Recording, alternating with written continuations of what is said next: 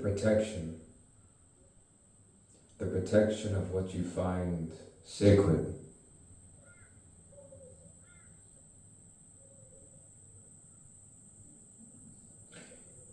And then you know that the flow through all of the vines, through the pines that go and ascend to the sky. And you fluctuate as the face fluctuates, as the grace finds itself in some state of peace. And you never cease to ask all of those eternal questions, playing with yourself, gesticulations throughout the evening, pontificating, pondering, introspection.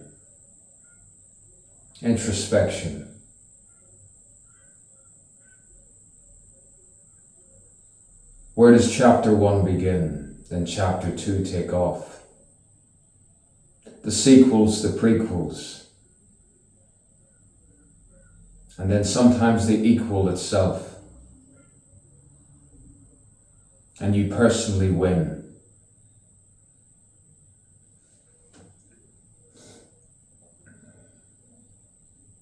Sometimes you have to stretch to let the wretch know what genuine poise actually is.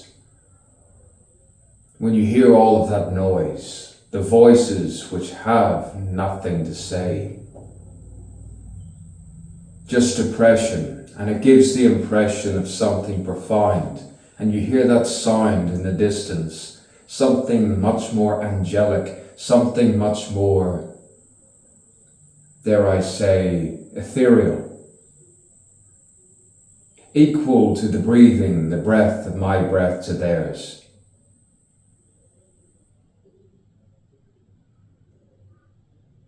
The eternal wife within nature.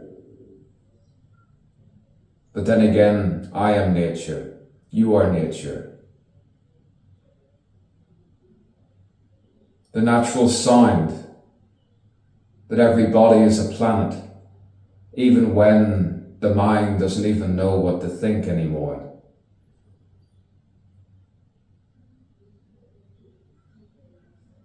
Stagnant.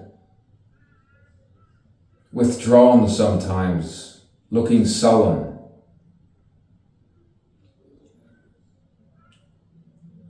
And then as the evening sky drops, the sky blushes a kiss.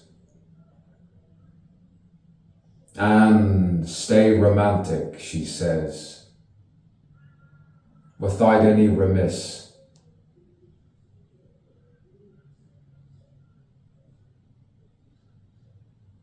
Miss Evening,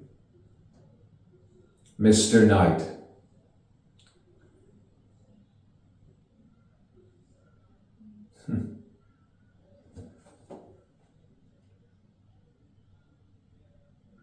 Non-linear.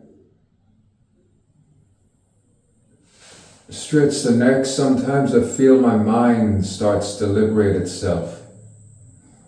You stretch it.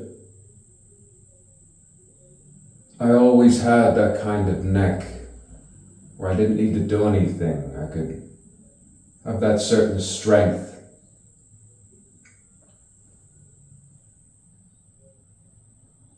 You're on a different wavelength, a different pitch, a different witch.